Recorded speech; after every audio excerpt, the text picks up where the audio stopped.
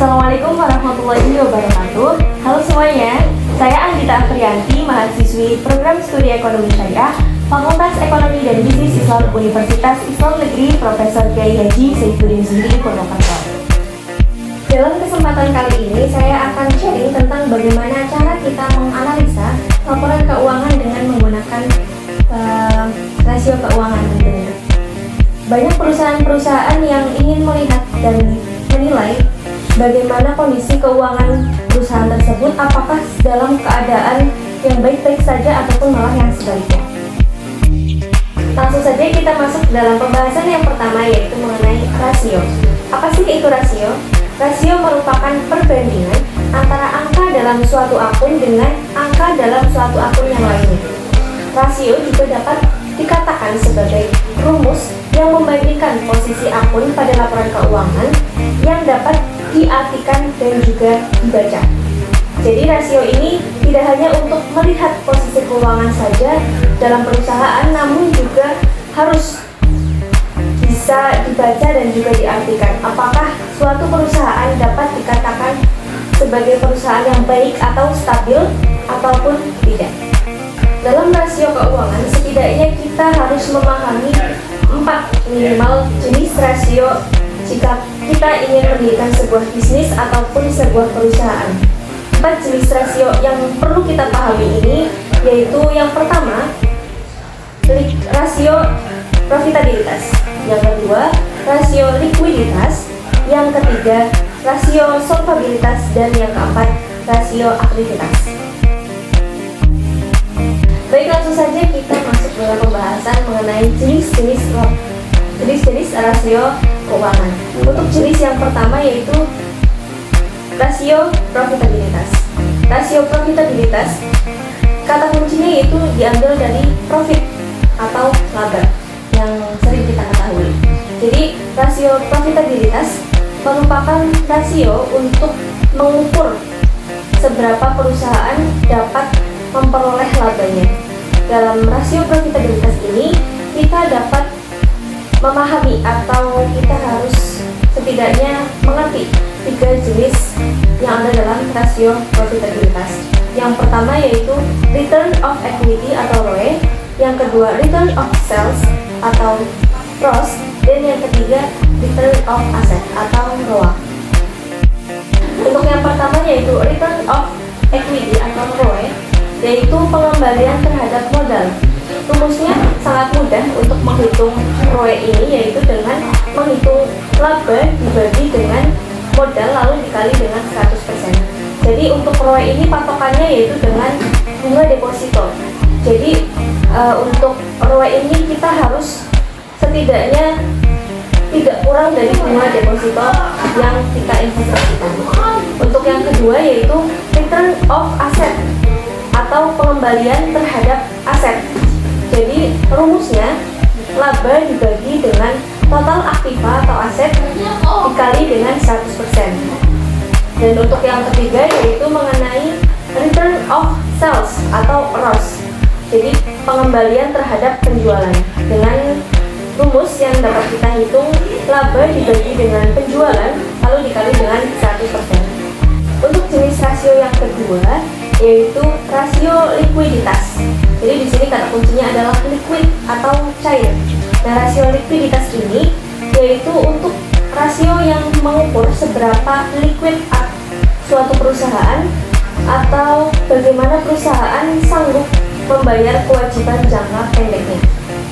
Untuk rasio likuiditas di sini kita dapat membagi menjadi 3, yaitu current ratio, quick ratio, dan cash ratio. Current ratio yaitu rasio lancar. Jadi rasio yang mengukur kemampuan perusahaan dapat melunasi hutangnya atau hutang-hutang lancarnya dengan menggunakan aktiva lancar.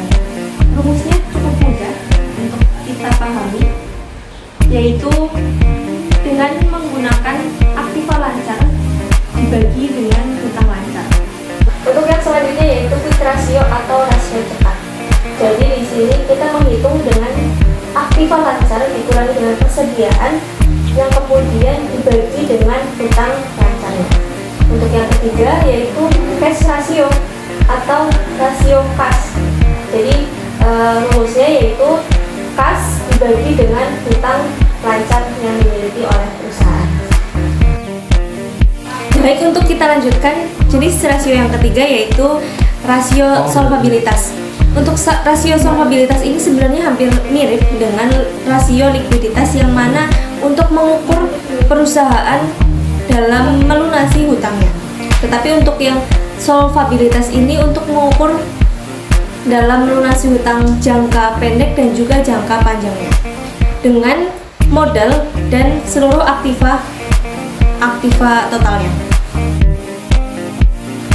Dalam rasio solvabilitas ini setidaknya kita harus memahami dua jenis yang ada dalam rasio solvabilitas ini. Yang pertama yaitu DER atau debt to equity ratio, yaitu perbandingan antara hutang dan modal.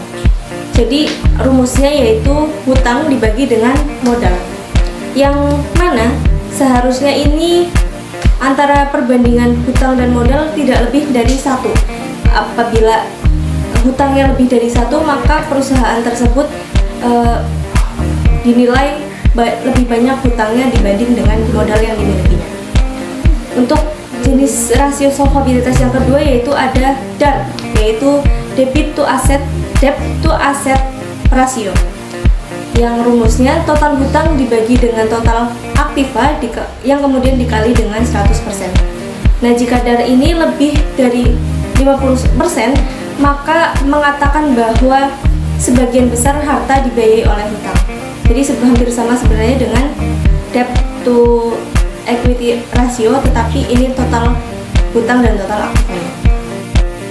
Memasuki jenis pembahasan yang terakhir yaitu rasio aktivitas. Rasio aktivitas yaitu untuk mengukur efisiensi perusahaan dalam menggunakan aktiva-aktivanya. Atau bisa disimpulkan juga guna mengukur efektivitas dari sumber daya di suatu perusahaan. Sebenarnya ada beberapa analisis aktivitas yang terbagi, namun kali ini saya hanya akan membahas salah satunya, yaitu mengenai perputaran aktiva total. Perputaran aktiva totalnya, apa sih itu perputaran aktiva total? Jadi penjelasan dalam rasio ini digunakan untuk mengukur keefektifan dalam penggunaan aktiva totalnya yang dimiliki oleh perusahaan untuk menghasilkan penjualan.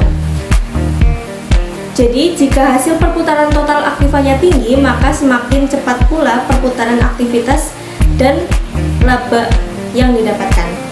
Rumusnya yaitu dengan menggunakan penjualan dibagi dengan aktiva total. Demikian pembahasan mengenai jenis-jenis rasio keuangan yang dapat saya sampaikan, yaitu mengenai rasio profitabilitas, rasio likuiditas, rasio solvabilitas, dan juga rasio aktivitas. Semoga dapat bermanfaat bagi kita semua. Saya mohon maaf apabila terdapat kekurangan dalam pembahasan yang saya sampaikan. Wassalamualaikum warahmatullahi wabarakatuh.